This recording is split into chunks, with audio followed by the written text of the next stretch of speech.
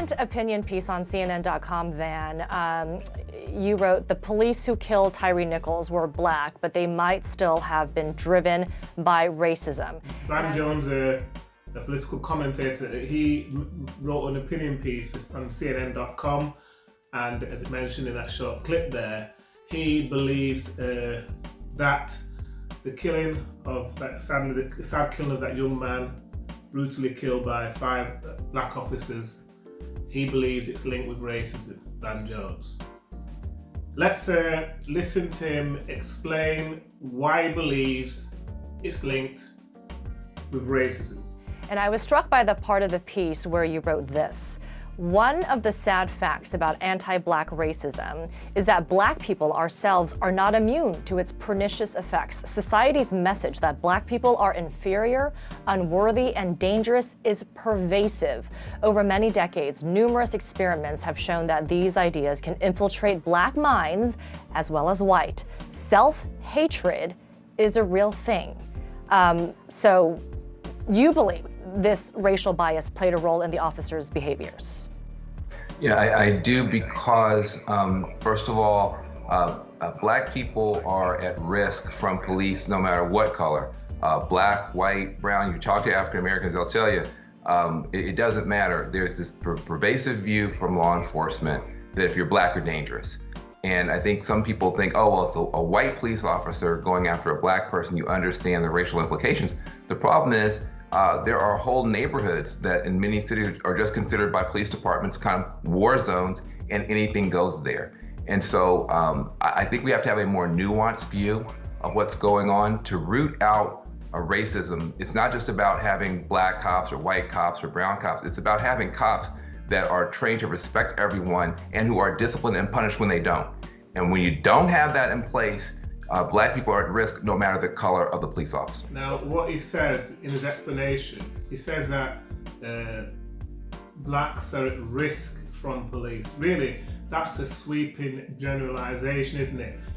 It's kind of linking all police really with ultimately those murderous 5 men. He's kind of linking all the police with them. He said blacks are at risk from the police. That means all the police are potentially murderers of black people in the United States, really. And obviously it doesn't make sense. All the police doesn't make any sense, you see. So it's a sweeping statement. Plus, it's kind of like not helping to. It's not helping in terms of the racism issue, but it's kind of fanning the flames of division, isn't it? Really, that kind of rhetoric. So really, I mean, a more logical approach really would be to look at those men as individuals. And don't try to say it's all the police and link them with all the police. It's not all the police. It's those men that were criminals that murdered a young man. It's not all the police, is it? And also, that responsibility element as well has been taken away, isn't it? So if you're saying, well, they're not fully responsible for what they're doing. That's what you seem to be indicating in the comments, really. If you say, you know, it's linked with racism and all this, and they made the decision to kill somebody, and they did it as a collective, didn't they, those 5 men. So really, I mean, you can't really start saying it's really racism in that sense. I mean, I'll give you an example. If someone committed a sexual assault, just say a man committed a sexual assault on a woman, right? And then his lawyer said in court, well, the reason why he committed the sexual assault is because in society there's lots of sexual films and there's sexualization of women in films, and there's Hollywood blockbusters with sex scenes in them, and there's the sex mentioned in music. It's very pervasive, it's all around us. So that's why he sexually assaulted that particular person. If the person in court said that, would that be an acceptable defense? Well, obviously, the answer will be no. Because you could just say, well, if that's true, what you're saying, that it's because of all the sexualization all around us, half naked women on Instagram and all the rest of it. If that's true what you say, you'd say, Well, how come everyone's not doing it? You know what I mean? So people have got free will, have got choice. They can make decisions to do what's right or they can do what's wrong. Obviously, there's factors around us all the time, influencing us all the time. But at the end of the day, we've got free will, haven't we? We've got individual responsibility, or we should have, shouldn't we? So really, rather than blaming others, like racism, for example, in this situation, really, we should be looking at the people that committed the crime and focusing solely on them. Let's have a listen to some more of the video. For some reason, your opinion has been a bit controversial, at least from what I've seen on social media. What has the backlash sounded like, and what is your response to your critics? Oh, well, listen, I think some people say, hey, listen, you guys just want to find race no matter what. You're just going to scream racism. Even if it's all black, you're going to scream racism. And I understand it does seem weird when we're saying there is a racial dimension here, even though the police are African American. But I think what's important for us to be able to do is this is about power. It's not about black, it's about blue. It's about power. And when you have police officers who know in certain neighborhoods they better not act that way, but in other neighborhoods they can act that way, that's about power. That's about domination. And so I think it's important that we use this as an opportunity to get more nuanced and more clear about the dangers that African Americans face from police officers, period, when there is not accountability. Talking about having things in place for cops to be punished if they do things wrong, if they break the law, and he's speaking about as though there's no accountability for the police that do murder in our time in 2023. So, for example, those 5 cops, they obviously murdered that young man, and they're not getting away with it, are they? They're getting dealt with to the full extent of the law in the US, aren't they? The judicial system is not perfect, of course, and there is injustices and there is corruption as well.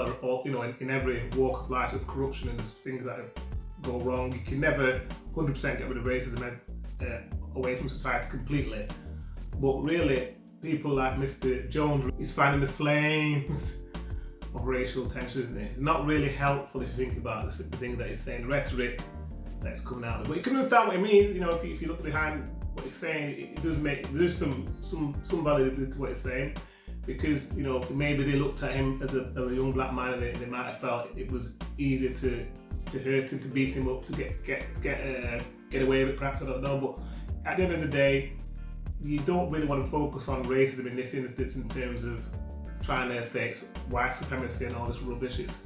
At the end of the day, they did it themselves. They made the decision to kill that man.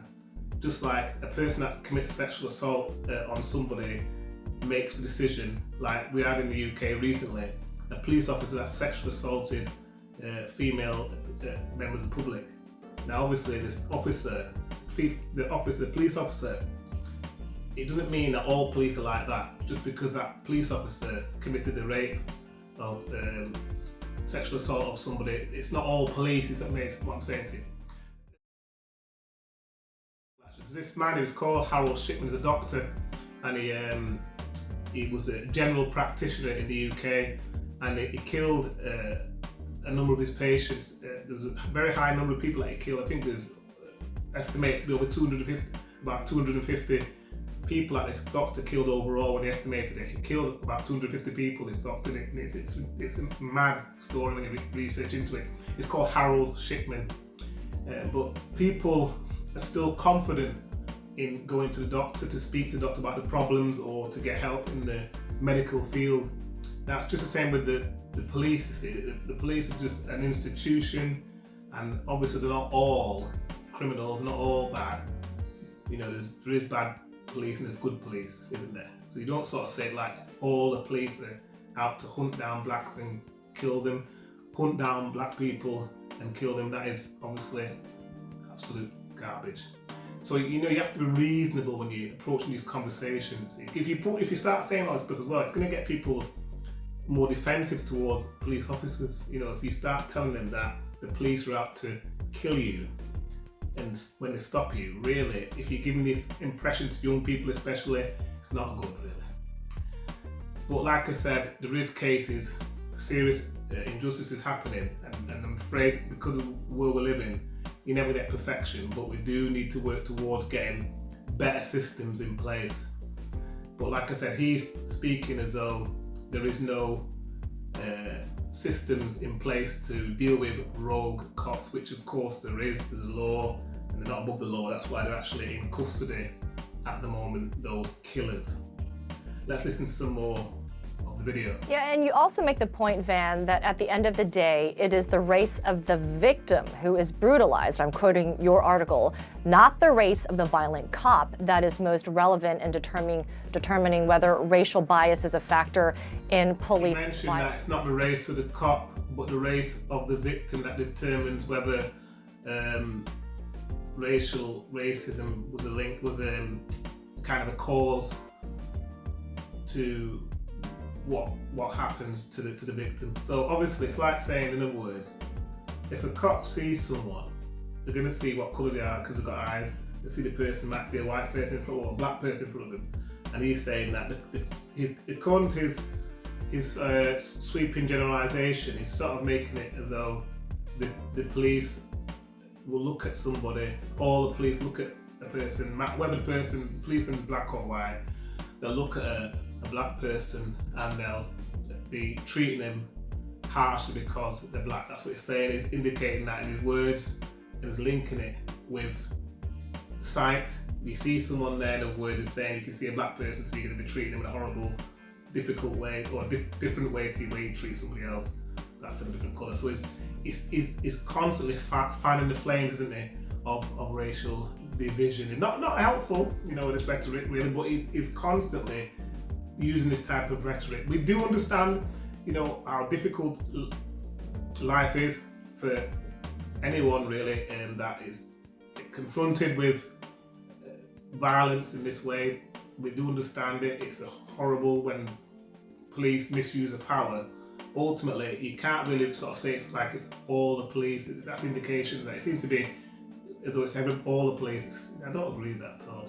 It's just I don't know. It's a shame, really. You know what I mean? You want to pull people together. You don't want it. People like him seem to want division, don't they? They all seem to want people to divide it, don't they? Not come together and agree. Everybody could agree. Everybody agrees that what the 5 cops did was wrong. But you bring in race into it again. You sort of, it's sad, isn't it? Really. Anyway, let's listen to some more of the video.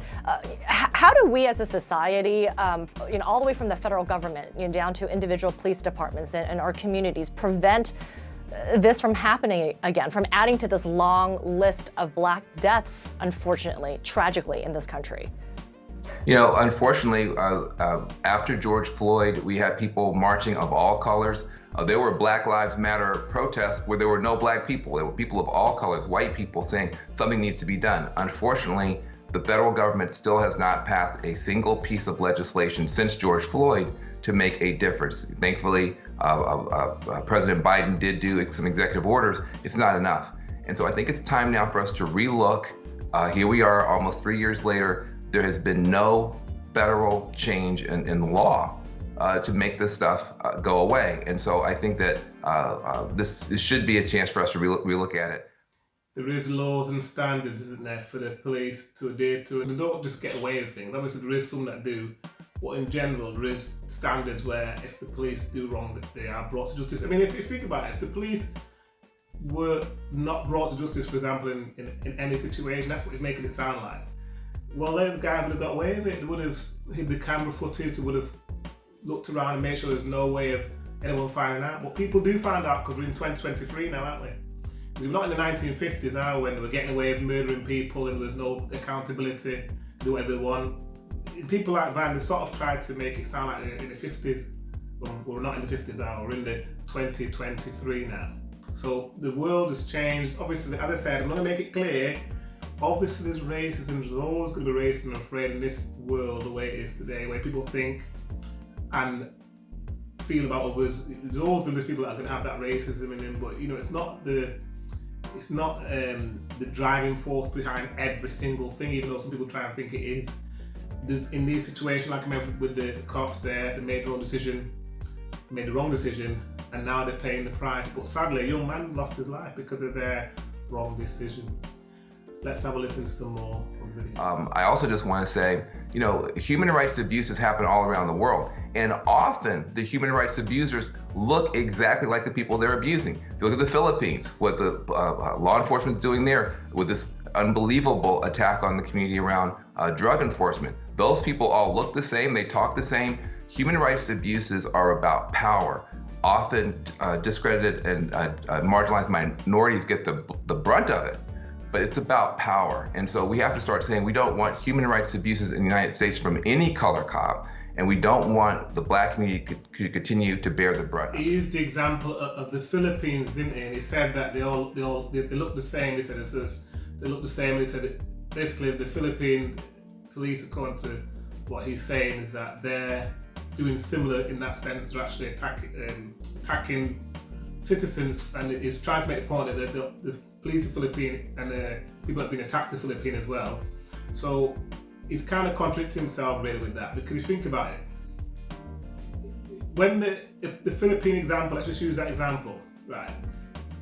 Are those Philippine police that are attacking the public, members of the public, for whatever reason, are the police institutionally racist, or have they been affected by white supremacy in the Philippines? You see, you know what I mean? He didn't mention anything about white supremacy, did he? He didn't say because of white supremacy in the Philippines these problems are happening because of white supremacy. He never said that. He never mentioned anything about racism or anything. He just said they're all the same, and then he said, correctly, he said it's about power. That's true, it is about power, isn't it?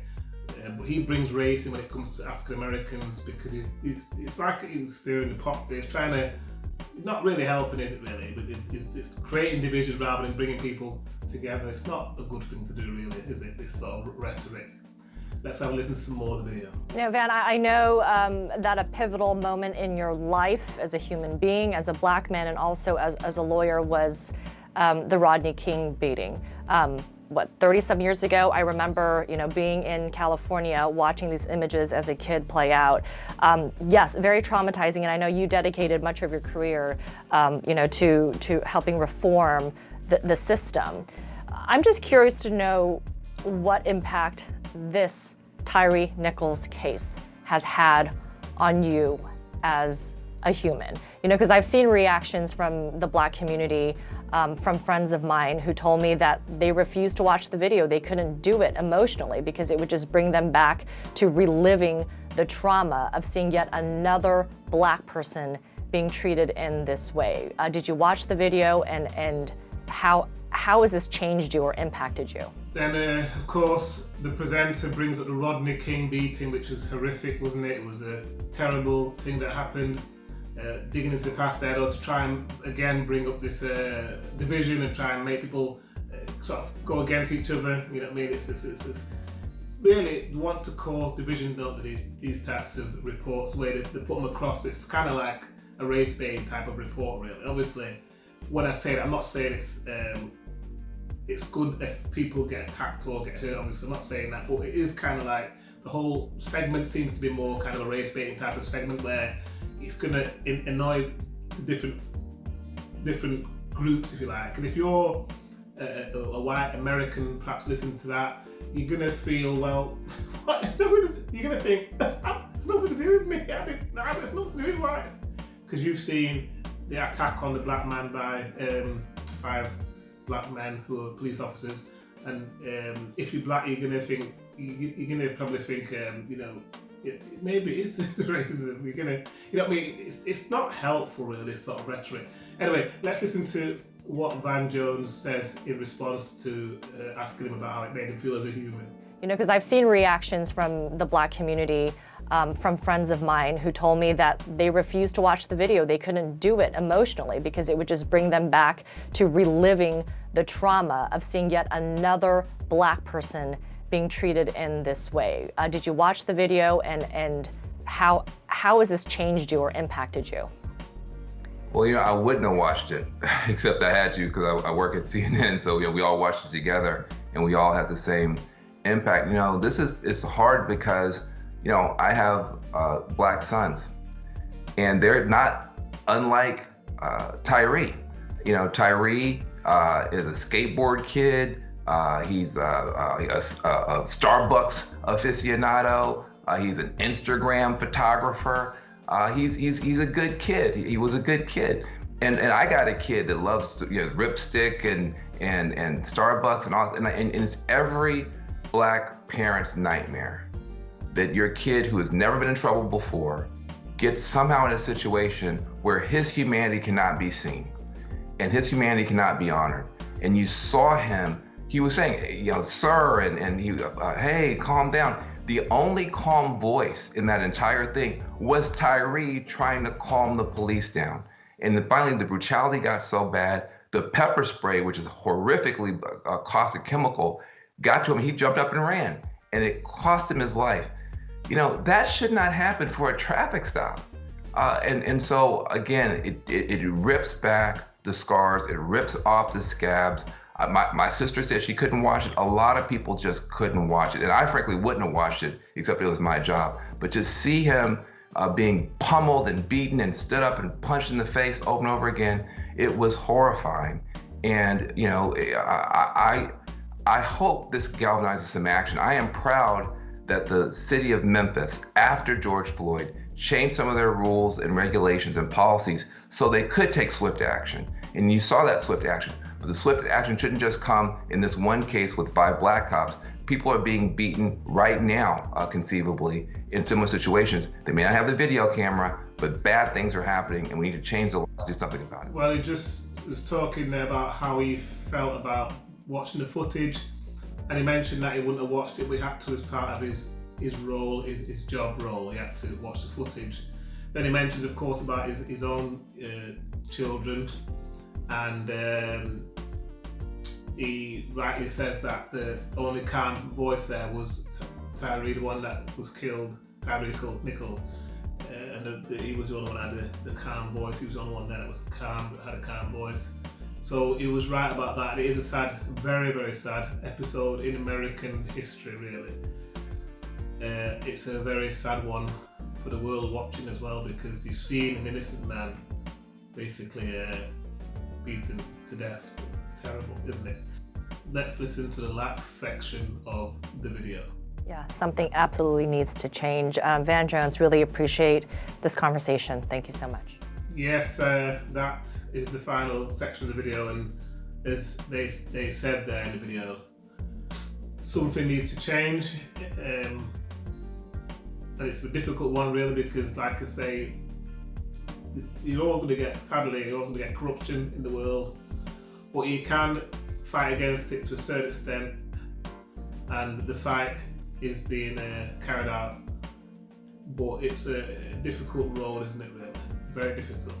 I just think when it comes to news reporting, sometimes the media, in the way they report certain channels and the way they report things, they sort of, it's like they try to pit people against each other, really, don't they, rather than bringing people together.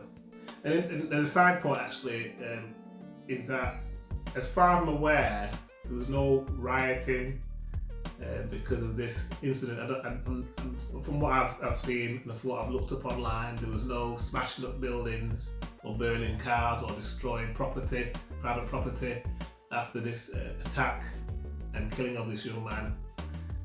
Well, to me that sort of tells you something, doesn't it? The people that destroy property, destroy private property, and destroy other people's goods in a riot, when there's a sad killing of somebody, when somebody gets killed. Really, the fact that there was no rioting and smashing the buildings and burning cars and all the rest of it, this is actually bearing witness against the people that normally riot. They're bearing witness against themselves. They're really showing that when they do riot, it's not really to help anybody, it's just being selfish and just really being a total criminal and using the sad death of any particular person as an excuse for lawlessness, isn't it, really? That's what it proves, because no rioting now shows you don't have to riot when other things happen. And rioting is basically lawlessness, isn't it? Anarchy. And that is the worst thing you can have in a country, anarchy and lawlessness. Because if you have lawlessness and anarchy in a country, you're not going to have peace. Nobody's going to be safe, no matter what colour you are. So that's just a side point. Like I said, I wanted to examine that news segment there and just look at it and really think about what is contained in it, because I just felt with some of it, it was a little bit of race bait in there, a little bit annoying for some people. Anyway, thank you for watching the video, and don't forget to like and subscribe to the channel. See you on the next video.